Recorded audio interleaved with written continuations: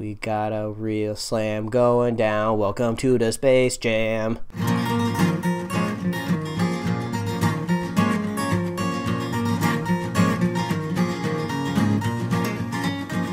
A modern podcast where Chris and Mike talk about TV, movies, superheroes, and everything in between. It's time for Superhero Slate. Hello, everyone, and welcome to Superhero Slate, the show where we run down the latest superhero entertainment news. We love TV, movies, and superheroes, so let's talk it all out. My name is Chris Dillard. And my name's Mike Royer. Deadpool slashes his way into our hearts. Mm-hmm. Batman and Superman fight it out in a new trailer. Yep. Transformers refuses to die. Mm-hmm. And more. And happy Valentine's Day, everybody. Yes. Depending on when you're listening to this, I hope you had a great Valentine's Day, or maybe you're in the process of having a bad one and you just decided to chill with us. That's cool. That's still cool. That's cool. Everything's cool. Everything's cool. Did you get any Valentine's Day stuff yet, or are you guys waiting? Well, it's kind of so this is the deal. I made sure to give myself enough time on Friday to go get all this stuff done, just because I knew once every man in the city got off of work between 5 and 6, they were going to rush to the store and buy all of the flowers. So I was just like, I got out of the office early, I made my stops early, and stuff was already starting to get gone. Because, like, flowers are, like, crazy. It's, like, the one thing you have to buy on Valentine's Day. Even if, like, you're, like, a curmudgeon and, like, you don't believe in the holiday or whatever, like, just get flowers because, like, even if you don't believe in the holiday, people still like flowers, so you just get them anyway. But I was going to the store, and I was just like, oh, man, I'm going to pick up some champagne, too, because my wife, it's like her favorite drink, champagne. So I was looking for her favorite brand and everything, and I was looking at the shelf. I'm like, oh, my God, it's all gone, like, all the way back. It's like every bottle's missing. And I was like, oh, God damn it, until I remembered that in our grocery store, we have a cold section, and there's, like, 3 bottles of the champagne that she likes in the cold section. I was just like, yes! So Did you buy all 3? I should have bought. I just bought 2. I restrained myself. But two's better than just one. I'm actually impressed.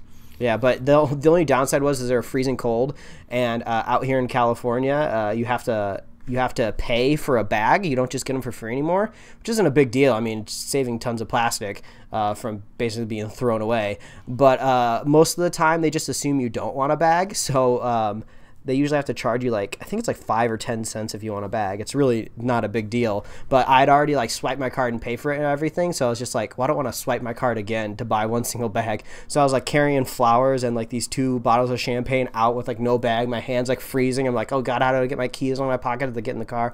It was a whole thing. But I'm prepared. I got everything ready to go. What about you? I had my stuff, like, last week. I'm not a last-minute kind of guy.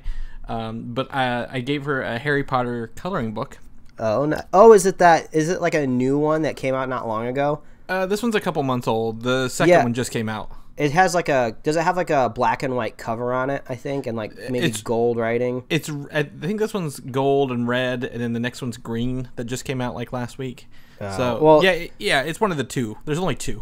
Yeah, I was trying to pick up that same one for my wife for Christmas, but they were like all on back order or whatever, but her stepmom ended up getting it for her, but it was on like back order for weeks. Yeah, and then I ordered Beauty and the Beast on Blu-ray from the UK because it's one of those Vault movies that you can't get here. Oh, gotcha. And in England, they don't care about the Vault. They're like, whatever. It's Disney, like it's not American, or like it's American thing. So. Ladies love Disney movies. And they do. The thing that really stinks about it's funny, like, we've talked about this on this podcast many times about like how I hate physical media, but the nice thing about them is they can make really good gifts, and they can be good, not necessarily last minute gifts, but like that time period between where it's just like you don't have quite enough time to get it shipped to you.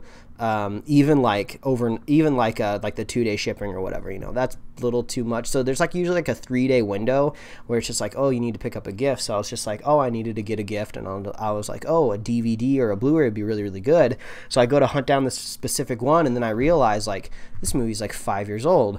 like there's no store in Los Angeles that's gonna have this. Like Best Buy's like only have like the really big classic movies and like new releases. So I was just like, well, I'm screwed there. I even went on their website to try to do like an in-store pickup, and then I was just like, I guess I could try my hands at maybe going into like a Fry's out here, but I actually did that once before and I got skunked. Like they didn't have what I was looking for, and it's just like a big waste of time. So it's kind of like funny. It's just like the demand for these things are going so low, but you can't really just give a digital download as a gift, you know? Right, no, totally. And gift cards, I don't believe in gift cards for gifts for people I really care about. So if you get a gift card from me, that'll tell you what I think of you right away. But yeah, so I did that, and then she got me a tie clip that says Excelsior. Nice. Stan Lee saying, and then she bought me a pop vinyl today when we were out. It's the Black Widow holding Captain America's shield from Age of Ultron. That one's cool. Nice. And then I have these keychains. They're not pops, but they're like little, like maybe like 3-inch tall keychains of characters. And I got a Black Bolt one and a Black Panther one, and they had the Miles Morales one. And she was able, like, they're blind packs, so you don't know what's in it. She was able to feel around and find a Miles one, and got that for me as well. So. Oh man, that is some skill. Yeah, it really, really takes a lot of skill to get those. So I was really appreciative of that. Man, you found the right Valentine. She really knows you. Yeah. So and then tomorrow we're just gonna hang out. Like we've been getting ready for our wedding, and we're just gonna like not do anything. So it's yeah. You got a bigger day coming up this year than Valentine's Day. Yeah. So we're just keeping it chill and all that fun stuff. And you know that leads us into our news. We went and saw Deadpool together on Thursday. Yeah. Oh. Yeah, that was a good date. Yes, so we did the same thing, of course. Well, yeah, exactly. I mean, you'd be stupid not to see Deadpool, and that kind of would tell you our initial reactions to this. Without giving anything away, our spoiler cast is next. Listen to our spoiler cast if you watch the movie. If not, our spoiler-free reactions say thumbs up. Yeah, make sure you do yourself a favor and make sure you're subscribed to the show so you get that spoiler cast popping up in your feed. But yeah, I mean, initial reactions, there will be no spoilers in this little segment we're going to drop right here. But so this movie was amazingly delicious. It was so awesome. It gave me everything I wanted. You know, the jokes were good. The action was on point.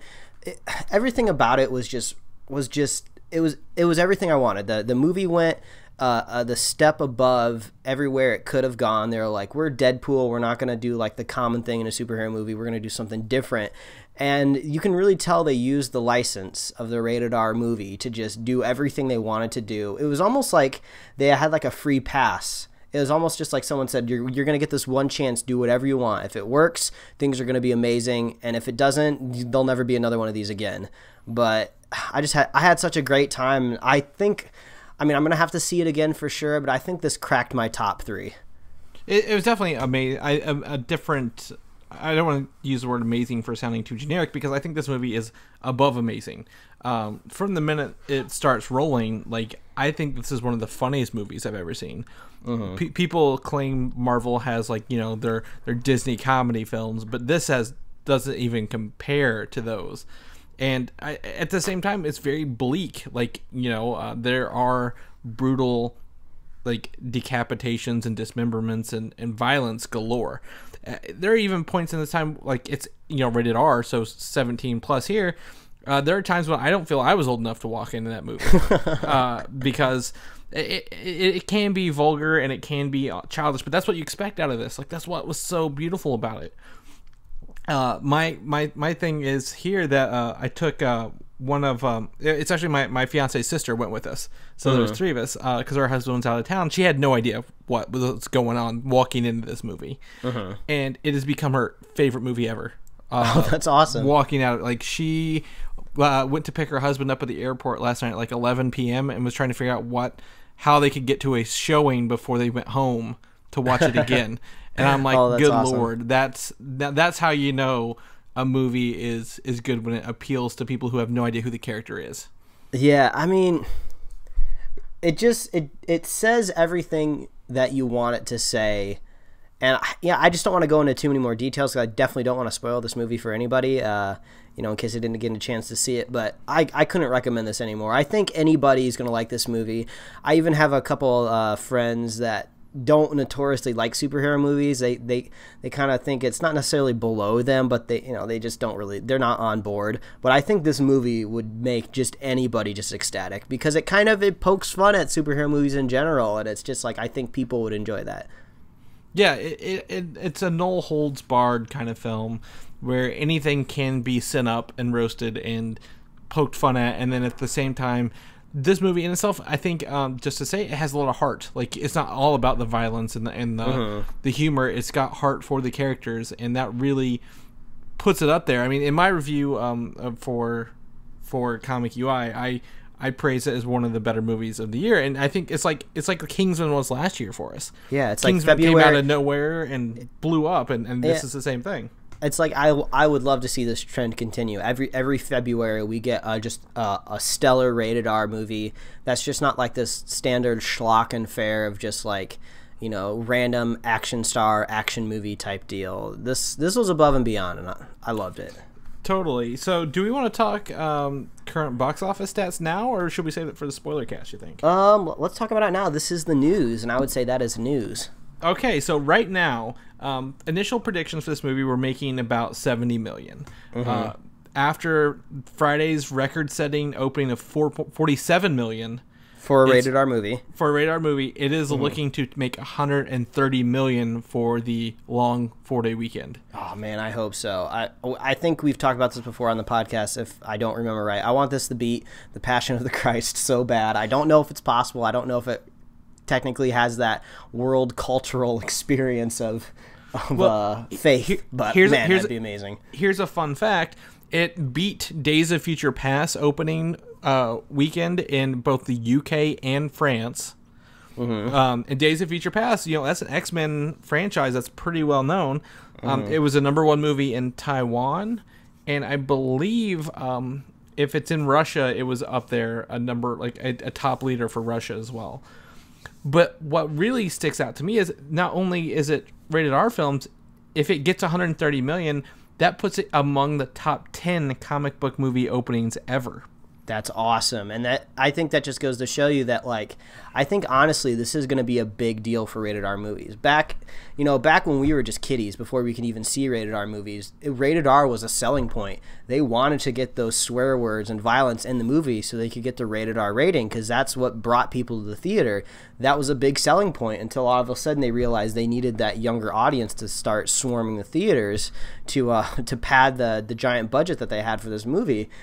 So I love that they decided, now this is going to be a resurgence of rated R. I mean, Kingsman last year was rated R.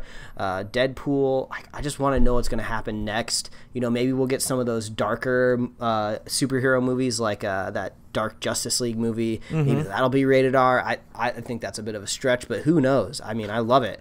I mean, I think I could totally see Fox being a little more lenient with their ratings on their non-main franchise films. Possibly even a Gambit rated R. I doubt it, but possibly.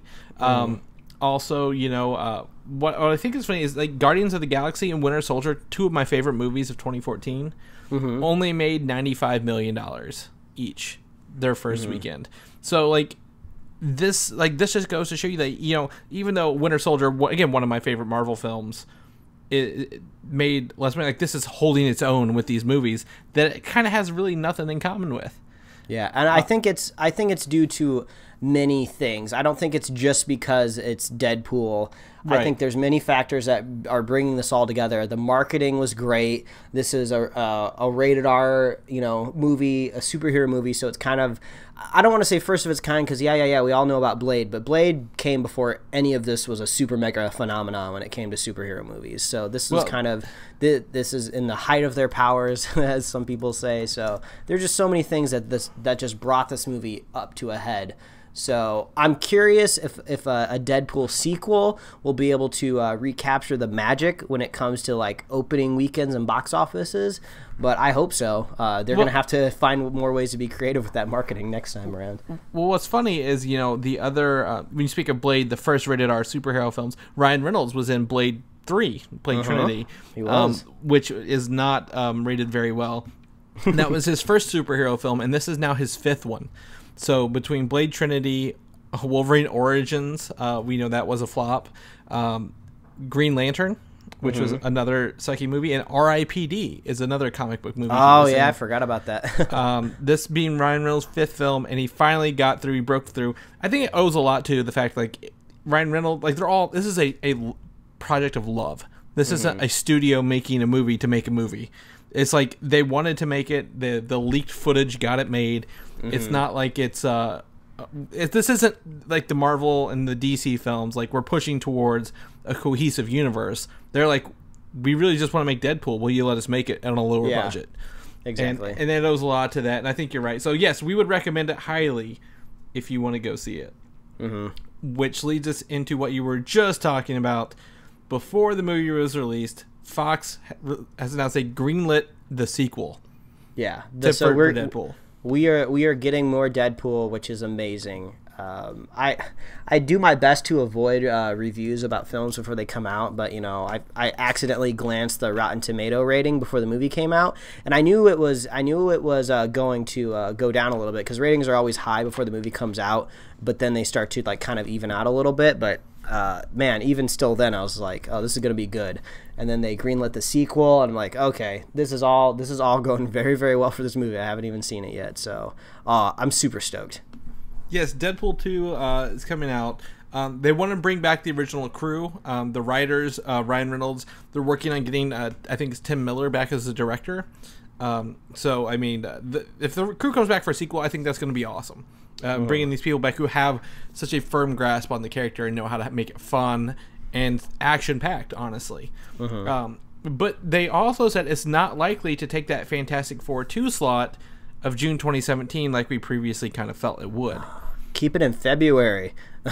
Well, the reason is to turn a movie around from now till June 2017, they'd have to write a whole movie and film it. And I think if you rush it, that's where you're going to lose, some of the movie. Yeah, I think we can all patiently wait until 2018. Yes, and I don't know if I check the Superhero Slate movie release calendar, I don't think that puts it up against anybody else in 2018 except for Black Panther. So because Black Panther is February 16th of 2018. I see. Yeah. Would you want to see them both in the same month? Or I honestly don't think Fox would even want to compete, but I don't know, maybe this would change things. Maybe Marvel would decide that it needs to change its things, because Black Panther isn't proven yet. Even if Civil War is an amazing film, Black Panther is going to be awesome in it, but he's still, like, we don't know how he's going to be in his own movie. So, I mean, maybe Marvel will be like, well, Deadpool knocked it out of the park and it was rated R. Maybe we should move Black Panther maybe into April. I don't know. Yeah, I mean, April's a really weird choice. I don't think I do April since May's Infinity War. But maybe, I mean, we are at a weird point in superhero / great movies, because, like, where do you put one now where it's not in competition with another one, Yeah, I feel like farther back, you're in Star Wars territory. Any farther well, forward, you're in the Flash territory. The Flash is the one I think would be taken down by a Deadpool movie. Because, again, the Flash TV show versus the Flash movie, you got to deal with that whole cross-pollination thing. But that's for a different story. But, again, June 2017, I think that's way too soon. I think they'll pick a date and they'll give it about 2 years. I feel 2 years. Now, the other news that came along with the sequel is that X-Force is what Ryan Reynolds wants to be the main factor of the sequel. And that means that we're going to get, if we get X-Force, which we saw concept art several months ago, that Cable will come along with this. And Cable and Deadpool are kind of staples together. Yeah, I think it's an obvious addition. I'm super surprised we haven't seen Cable yet in any of these swath of X-Men movies that we've had in the years that the X-Men have been dominating the movie theater. I think it's going to be an awesome addition. Cable's a really, really cool character. I'm surprised we didn't get him in Days of Future Past. I mean, he's a freaking time traveler, so it's kind of weird that we didn't get him in there. But I don't know, maybe Bryan Singer had plans for him in the future. Maybe he kind of knew that there's a possibility that there was going to be a Deadpool movie, so maybe he was just like, maybe we'll save Cable so he can meet with Deadpool at some point in time. Here's my theory, and Cable's tied directly to Apocalypse. His metal arm comes from the apocalypse virus or whatever it is. And they've already messed up the timeline once. So if they've messed up, they've altered the future essentially. Cable will probably come back to say you messed up the future. Now there are bigger threats ahead than what you originally thought you were fixing. So I could see him coming back after Apocalypse and after the time travel into the Deadpool 2. And maybe they didn't plan that out, but that works out really well for everybody. Especially the way that Deadpool is tied into the X-Men universe as it is currently. So that's really awesome. I think Deadpool will need to move forward. I think that it will need someone serious and brawly to kind of sidestep his crazy off the wall antics. Yeah, I mean that's kind of how it works in the Deadpool and Cable comic books. Cable's always kind of like the straight edge.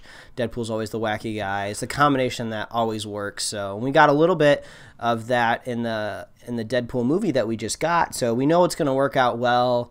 I mean, we're not going to have an origin story to tell in the sequel, so there's going to be a lot of movie to fill out. So I think adding Cable would be a great idea. So if we bring him in through X-Force, I think X-Force is going to be great. I want to see how this kind of like a branching out a timeline of X-Men works. This kind of like other chunk of movies. Yeah, totally. Especially because they have New Mutants in the works as well. They have the script. X-Force could possibly be a separate movie and just call Deadpool sequel Deadpool and Cable, kind of like Ant-Man and the Wasp. And totally be its own thing. Maybe that's the third movie they build up to, is building up an X-Force. I don't know. There's a lot of possibilities, but we have a lot of news to cover from Deadpool going forward, I think, now that this movie is hot. So hot right now. Yes.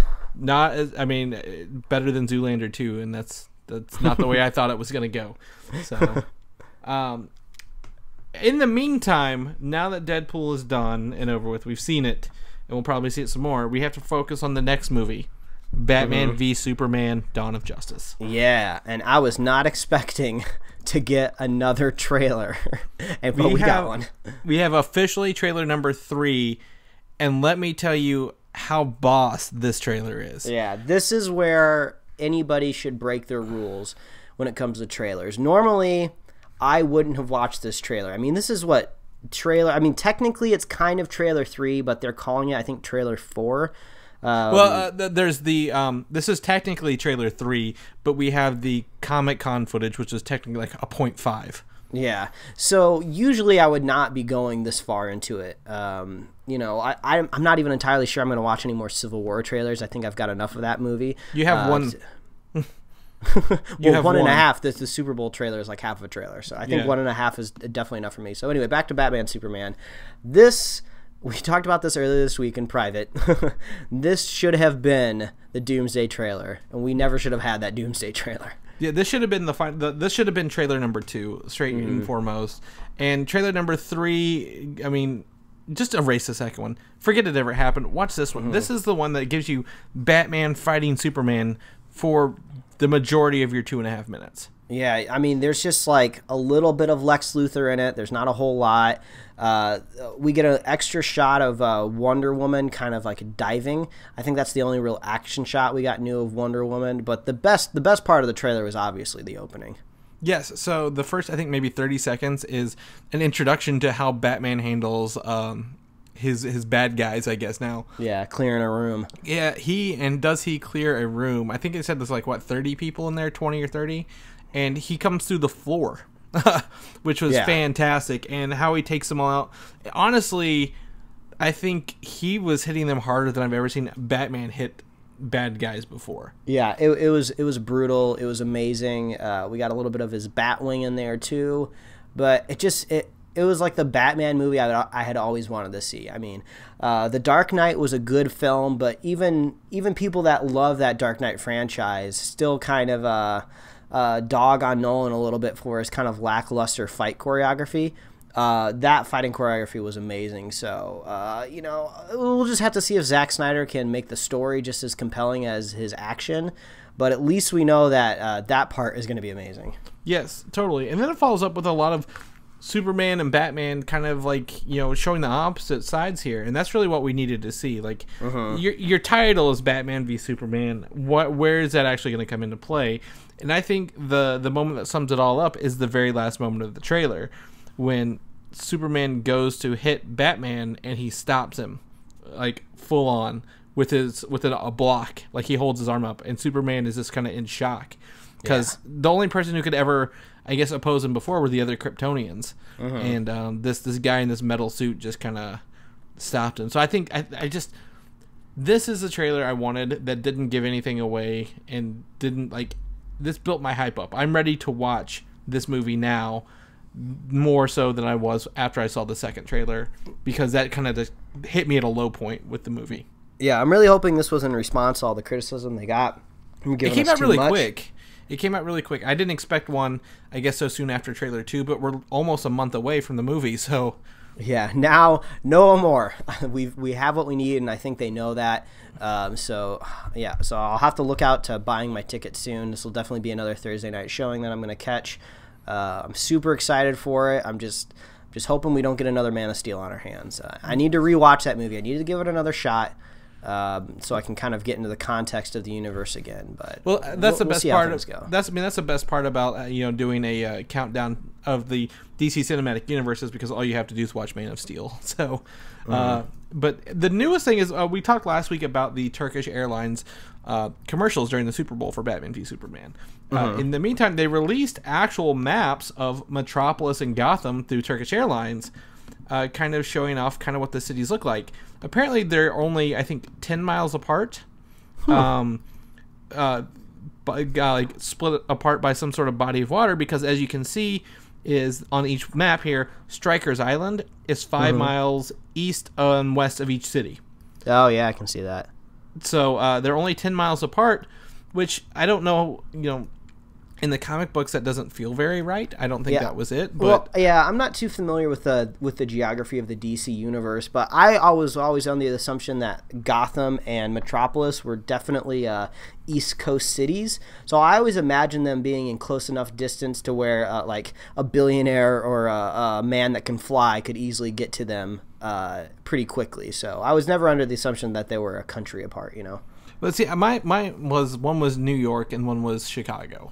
Is what I'd always kind of felt, because like Gotham feels like a Chicago, and Metropolis feels like a New York. Yeah, but Gotham has always had lots of ports, and I'm pretty sure that they've had oceans involved. So I feel like they're both kind of supposed to be New York cities. So I'm just imagining East Coast somewhere.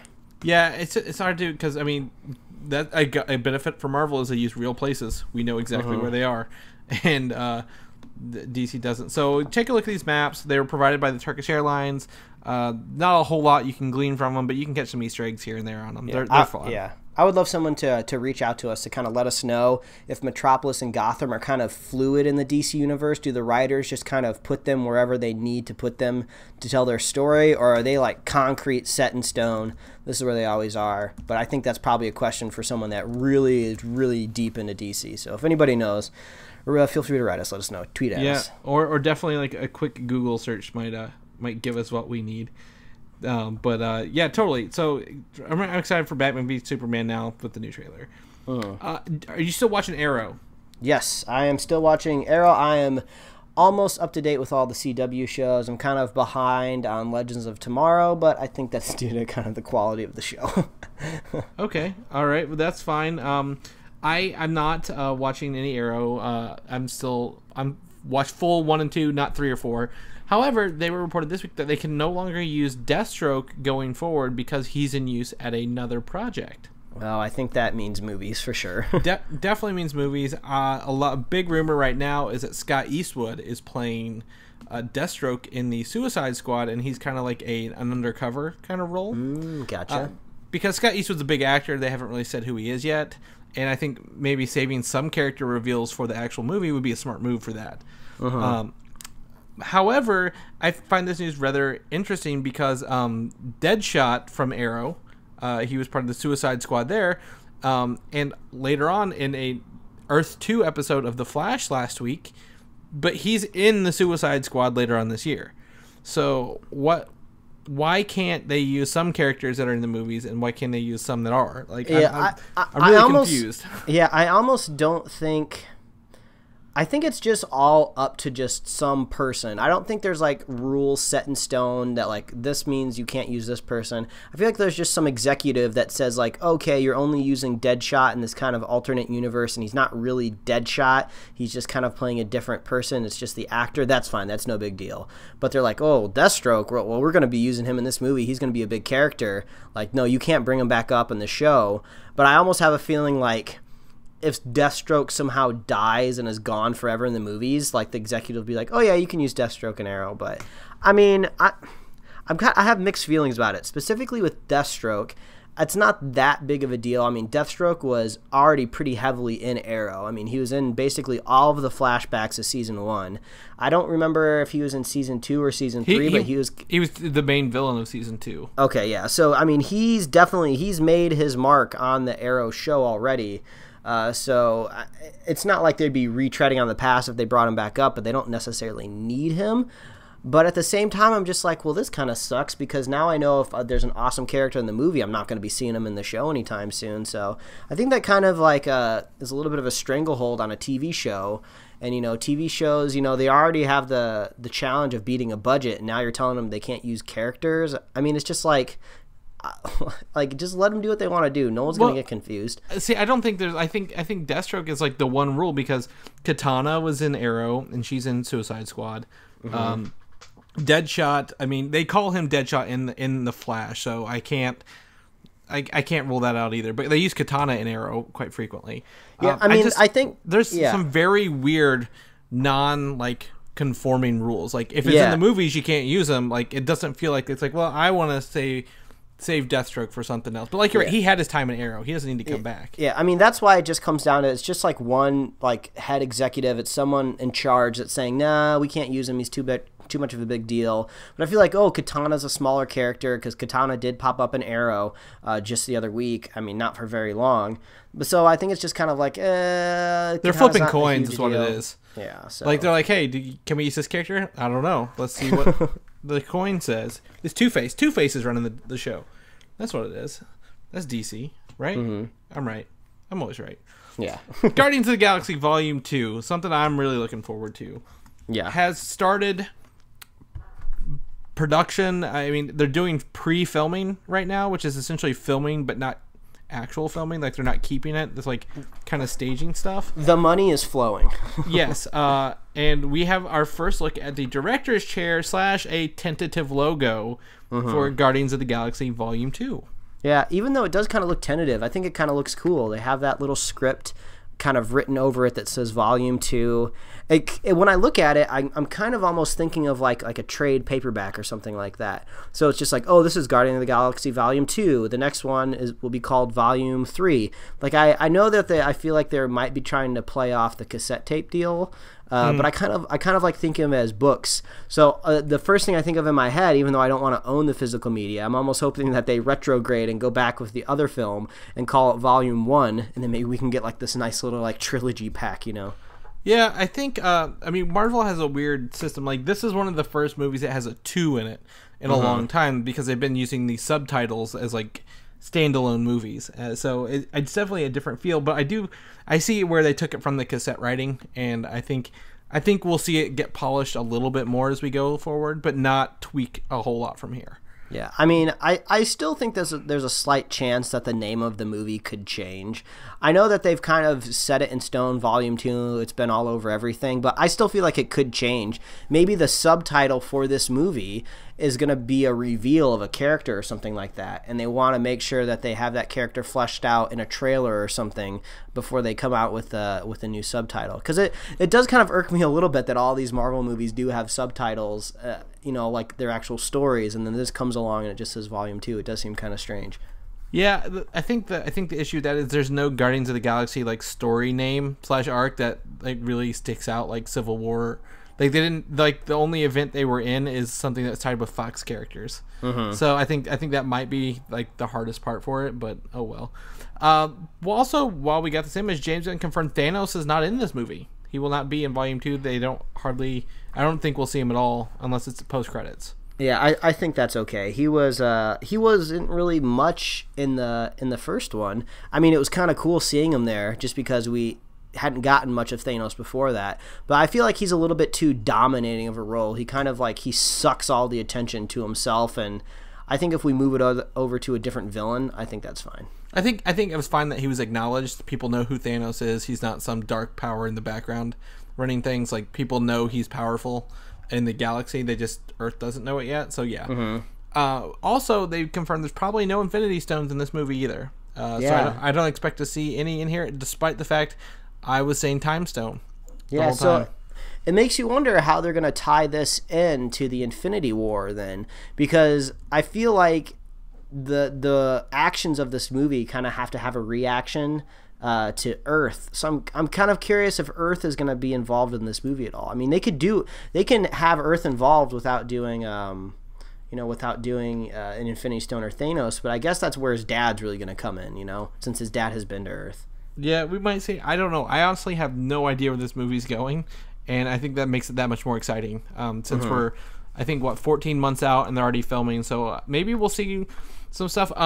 A secondary note is there's probably going to announce the full cast either this week or next week. Oh, nice. Per James Gunn. So since they're filming, we're going to start seeing people on set. So Marvel's got to make the announcement sooner or later.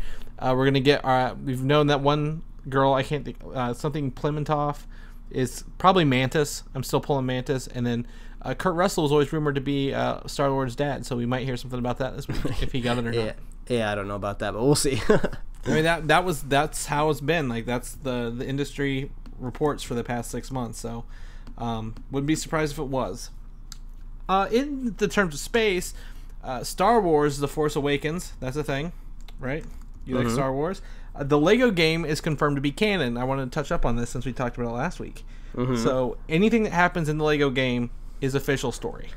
So. I think that's pretty hilarious, actually. Like, it's so funny that a game studio out there can make a video game knowing that it's going to be canon, and they're actually going to be able to elaborate on the story. I think it's just funny. It's just weird to think about. Well, this is the second Star Wars game to technically be considered canon with the new stuff. Battlefront is technically considered all that is to be within the source material as well. So any of like the battles you play there and so on and so forth. But they said they were going to expand on stories such as C-3PO's missing arm. Why is it red? But I don't really know about that. Well, that also, I mean, there's a Marvel comic coming out to explain that as well. Oh, so they'll be coming out at the same time, but like you'll be on C-3PO's mission or whatever happened for him to lose his arm. Whenever the game comes out on June 28th. I'm kind of excited. It's such a strange thing because it was so out of the ordinary. I mean, when we saw the Star Wars trailers, we saw C-3PO with his red arm, and they didn't make a big deal about it in the movie, but C-3PO did make a joke like, oh, you didn't even ask me about my arm, or whatever he said. I don't even remember. But I kind of thought that we might be seeing it in an official movie context. I mean, it's just kind of weird, like, what happened in the writer's room, or what happened with JJ? Was he just like, oh, we're having a lot of people asking us what can we elaborate on in other avenues of the Star Wars story? I don't know. Let's make C-3PO's arm red so the Lego game or the comic book can have something to work off of it. I don't know. It just seems really strange. I'm just curious how that stuff happens. I don't think that's it. I think maybe the original, like, they have to elaborate on all this background stuff. They have to know the notes of everything that happened in this 30 years before they create the movie, if they want it to be within the same universe and be cohesive. So my theory is that this was written into the movie at some point, and they took it out, but they left the character with the red arm in. And maybe, yeah, I guess that's possible. And there's just a bunch. There's got to be so much lore they've come up with. They're like, we got to figure out a way to tell this. What mediums do we have available to tell? We could write a novel about his red arm. I don't think that would sell very well. Everyone in Marvel's getting their own spin-off comic, so let's go ahead and follow up on that. I don't think it's going to be very prominent. I don't think it'll ever play up with anything. I think it's just an evolution of the character going forward. Like, C-3PO is different. Like, he was in the first trilogy. He had no skin for the first movie. And then he somehow magically got skinned over the years. And now he's like, oh, he's a droid. They have to replace parts, and he had to replace someone else's. So we'll see. I don't know. I'm going to buy the comic. I'll tell you how it is when it comes out. Tell me how it goes, man. But June 28th, new Star Wars Lego game, the first one in years. I'm ready to play it. I look forward to a Star Wars game. Speaking of video games, I have a PSA. Any game on Xbox featuring Deadpool is on sale this week. Huge savings. This is probably up till Tuesday, so if you listen to it today on Saturday or Sunday, you can probably still get it, or Monday even. But Deadpool, the game, is 40% off on Xbox One, making it a cool $30 for the game. And it's $20 or 60% off on Xbox 360. All right. I have played it. It's actually a really fun game. I'm going to be honest. It's not like a cheap cash-in. They made it, it came out probably 3 or 4 years ago. And there was nothing else going on. It's just a Deadpool game. Just as zany.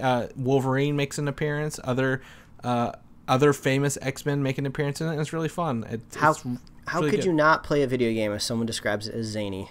Yes, exactly. A lot of violence, a lot of guns. I'll tell you that right now. So, I would recommend that game if you like Deadpool. I would recommend that game. However, the real thing came in for me is Marvel Ultimate Alliance 1 and 2. Some of my favorite Marvel games ever. Only $10 on Xbox 360 this week. Man, Xbox 360. I still have my 360. Maybe I should pick those up. Are they good 2-player games? They're great 2 to 4 player games. Okay. Maybe I can see if get my wife to play one with me. So how this works is, you ever play Diablo? Yes, I'm familiar. So it's like that. It's got the top down. You play as 4 Marvel characters, and you level them up, and you can give them equipment, and like you always have all 4 on the screen, so you can swap between them. I have probably sank so many hours into those when they came out in 2007 and 2009. It's almost disgusting. Yeah, it's kind of similar to like Gauntlet, isn't it? The kind of way it plays. Yeah, Gauntlet and Diablo is definitely. That's awesome. I would say probably leans more to Diablo than Gauntlet, but yeah, you can swap between. Like right now, I'm playing on hard mode. I bought these games actually this week. I own the physical copies, but now I have the digital copies. I don't care. Digital copies come with all the DLC included. It's an awesome deal. I have Iron Man in his War Machine armor, Captain America in his Ultimate armor, the Hulk, and Hawkeye in their original costumes. Nice. So, but you pick a character, they're probably in there. Hey, I got Monday off work, so maybe I'll have to take advantage of this. Yes, definitely. And they're both online capable, so you can play with people online. So I just want to put that out there because I like a good deal. I like a good deal. I like these games. If I didn't like these games, I wouldn't tell you. So there's a little bit of that. So on to some different news to finish off this episode. The Invisible Man. It's one of those horror movies. I don't know. I never watched the Invisible Man movies. I didn't care. I think it's I would just call it kind of like a monster movie. He kind of fits in with like werewolves, Dracula, Frankenstein, kind of like that. He's in that, and then I also always think of it's League of Extraordinary Gentlemen, the Invisible Man in that one as well. Kind of stupid, but Johnny Depp has been cast to play the Invisible Man. That's pretty surprising. He's a big pull, and I'm surprised that they want to. That's what she said. I'm surprised that they want to make him literally invisible on screen. But I guess that's not necessarily his face that brings people to the movies. It's his name on the poster, and I'm sure his voice will be just as good. So his quirkiness, maybe. Yeah. But apparently this is tied into the Universal Monster Universe. The Mummy with Tom Cruise, I apologize. The Mummy with Tom Cruise and the Invisible Man will exist in the same world. Yeah, I'm getting kind of excited for this. This is kind of the news is starting to grow around this. I like the idea of kind of getting this monster universe together. These guys have just been kind of one-offs, and I like the idea of this. I don't know. It's just weird. I can't imagine what it's going to be like, and that's what excites me. Well, I think the biggest thing here is they're getting big names to play these characters, whereas I didn't expect that.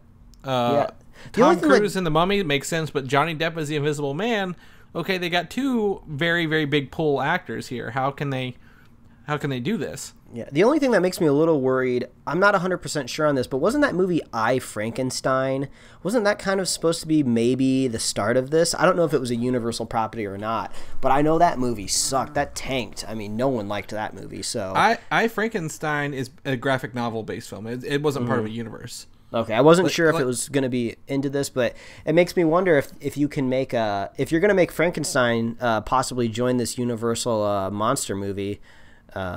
We'll have to see how that goes. I keep saying Universal, but I have no idea if it's Universal. I think it's just because I see the word universe in our notes.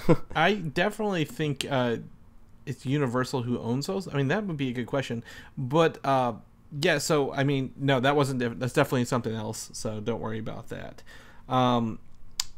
So, I guess who would you cast as like Frankenstein and a werewolf though? I think the Wolfman is kind of where I thought maybe they would have started with Benicio del Toro, like 5 years ago, 6 years ago. But if they pull in big names, who would you want to see be? I don't know, maybe the creature from the Black Lagoon. I think if you're going at least a Frankenstein route, you can't go the Frankenstein that they did in I, Frankenstein. Like don't remember the actor's name, but he played Two-Face in The Dark Knight. He was in Thank You for Smoking. Tommy Lee Jones? No, not Tommy Lee Jones. Aaron Eckhart. Yeah, that. So I mean, Frankenstein's not supposed to be pretty. I mean, he's just supposed to be a monster, and they tried to split the middle, I feel like. So make Frankenstein big and scary. Make all these monsters scary. None of them need to be pretty. Just make them all brutal. Yeah, I think that's the thing. If you're gonna go R-rated, you got to go R-rated on these movies. Mm-hmm. You got to go R-rated horror films. I don't think they will, but that's what you. Yeah, that would be amazing. A horror film universe. That'd be incredible. Okay, that's not on our notes, but that's something else they're talking about. It's an Expendables, but with horror characters. And I didn't feel like this was news because there wasn't anything confirmed yet. But like Freddy Krueger and Jason and like those kind of characters, Michael Myers and the Scream guy, all existing in one movie, like an Expendable style horror film. Yeah, so that'd be crazy. They're one step ahead of you. They're one step. Everything's got to be a franchise. Sometimes it'll work out. We'll see how it goes. Yes, it does. Speaking of franchises that just don't work out, Transformers. Oh, so sad. In a surprise move, they've announced Transformers, the 5th installment, the 6th installment, and the 7th installment this week. Who cares? Who cares? I mean, I get it that they make money. I mean, they make tons of money overseas. That's why they're making them. I suppose there is some fun to be had in them. They do kind of have that Marvel-esque humor to them, and there's some things that'll make you laugh. But I mean, overall, the movies are just all over the place and just a mess. The first one was really the only good one. It was decent, but I'm not excited. Well, I think we are not. And when you say who cares, sure, we may be a small audience, maybe like 1% of this. But I mean, these movies are going to go on forever because Paramount doesn't have a lot. Michael Bay doesn't have a lot else going on for him. But Age of Extinction made $1.1 billion. Like, you got to really bomb to not get movies made anymore. Yeah. But Transformers 5 is June 23rd, 2017. Mm-hmm. The 6th installment is June 8th, 2018. And then the 7th installment is June 28th, 2019. So this one a year every June, but the 6th installment, as we've learned, is a Bumblebee solo film. Okay. I'm so excited. Talk. The character that doesn't talk gets his own solo film. Kind of worries me a little bit. Yeah, I mean, I just don't care. You know what would make me care? If in the next movie the Earth literally blows up. The Decepticons, actually, their plan goes through, everybody explodes, everybody dies, and then we don't have to worry about the Earth anymore. That'd be the only thing that would make things a little different. I'm very confused. Like, I mean, the biggest villain is Megatron. How are they going to bring him back again? I just don't know. Like, they're running out of gimmicks, and so they've really got to... Again, the 5th movie is always the best movie. Like, whenever a franchise drops, the 5th one brings it back. Maybe they're going to go balls to the wall and press the shit out of us. Yeah, I don't know. I don't care. I mean, I'll watch trailers just because that's about as much Transformers as I can get entertained by, but whatever. I'm gonna watch the 5th one. I admit, I will unplug, turn off, drink my drink, and kick back and watch some stupid shit happen. All right. Whether I'm happy or not at the end of it, it's a different story, but I will probably be watching these. Just to not have something I don't have to think about, and if I review it, I'm just like, don't watch it. Yeah, we'll put it this way: it's not going to be getting a spoiler cast on this show. Yeah. Next up, in Netflix, Voltron: Legendary Defender. We've talked about this. The first image of the upcoming series has landed, and it's from Netflix. And apparently, I did not know this. It's a DreamWorks animated show. I knew it wasn't live action. DreamWorks is really the big surprise here. I didn't expect DreamWorks to be making the next Voltron thing, and this is a I believe Guillermo del Toro kind of collaboration to make this happen. That would be surprising. I mean, the Guillermo del Toro surprises me more than DreamWorks, because DreamWorks has actually been doing quite a few things on Netflix. They've been turning a lot of their properties into like animated things for Netflix to get, I guess, some more cash out of the franchise. Because I'm pretty sure there's a How to Train Your Dragon show on Netflix right now. Yeah, they did that. They have Turbo, Puss in Boots, and then I think there's another one that they've taken to work with. Mm-hmm. So, the Del Toro thing, I mean, it doesn't really surprise me because this is one guy who overpromises everything, or like overcommits himself to a lot of stuff. But he does know giant robots, so I don't know how involved he is with the show. But I mean, he would just be a good giant robot consultant at the very least. But I'm kind of curious what audience they're kind of shooting for with this movie. I'm not really sure. I honestly don't know a whole lot about Voltron. Whatever network it was on, I don't think we got it very often growing up. I don't know if it was a Cartoon Network or a Nickelodeon thing. I want to say Cartoon Network. But I just haven't been inundated with a lot of Voltron, so it's not like I'm not looking forward to it, but like I don't know anything about the property. There's no nostalgia driving me to this Voltron show, basically. Yeah, so I think I might have spoke wrong. Voltron and then Guillermo del Toro's Troll Hunters is the other project. Oh, okay.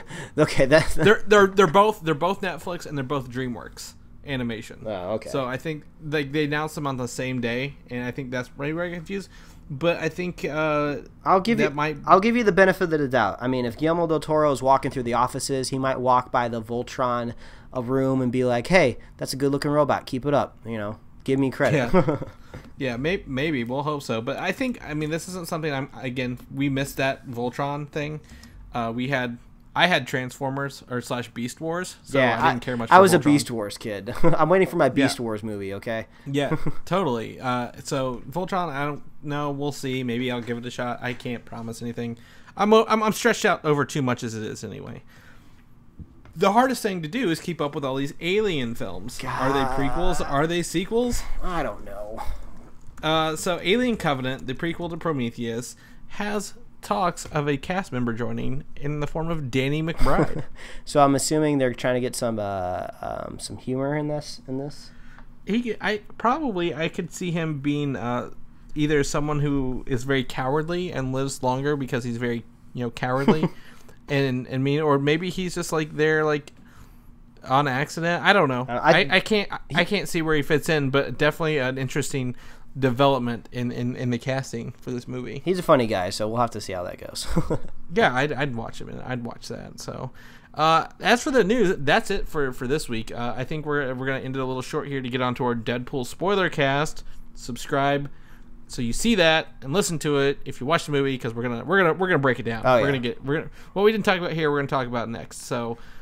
That's up next. But in the meantime, Mike, where can they find you if people want to follow you? As always, they can follow me at Mike Royer Design on Twitter and Instagram, and you can read my webcomics over at pickledcomics.com. If you like Pickled Comics on Facebook, I put a little drawing process up of the comic I put out earlier this week about Deadpool. So yeah, if you like that kind of stuff, go check it out.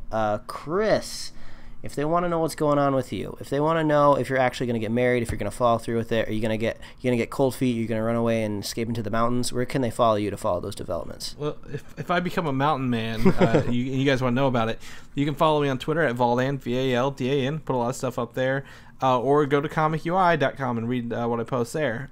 Last night, I was actually on a podcast called Girl Gone Geek, through my local comic book store on DC Comics. Cool. I was the person who doesn't read DC, so I kind of was bringing my perspective in, because my introduction of DC is TV shows and the movies and things that aren't comic book related. So I was able to bring that kind of different point of view to it, and I it was really fun. So if you want to listen to Girl Gone Geek, I'm on there next week. I love it. I love the branching out. Yes, doing what I can, and if people want to give our show to someone else for Valentine's Day, Mike, how can they do that? Well, as always, please visit superheroslate.com. That is the best place to find all the locations for our show. We're on iTunes. We got videos up on YouTube. We're on SoundCloud, Stitcher, Tumblr. You can subscribe via email, get this stuff right to your inbox. You can like us on Facebook, follow us on Twitter. Yeah, that's all the best places you can grab the show. If you're a fan of the show, please consider giving us a review on iTunes. That really helps us pop up in some fresh faces on the iTunes store. And if you're a super fan of the show, give it a share. Share it with your loved ones. Share it with your honey buns on Valentine's Day. She'll love it. That's right. Force our show on other people. Make them rate and review. You know, that's what they love. That's what they love. Exactly. People tell them what to do. But yeah, no, that's great. We'll catch you guys on the Spoilercast next. Thanks for listening. All right. Adios. Bye. Thanks for listening, and don't forget to subscribe.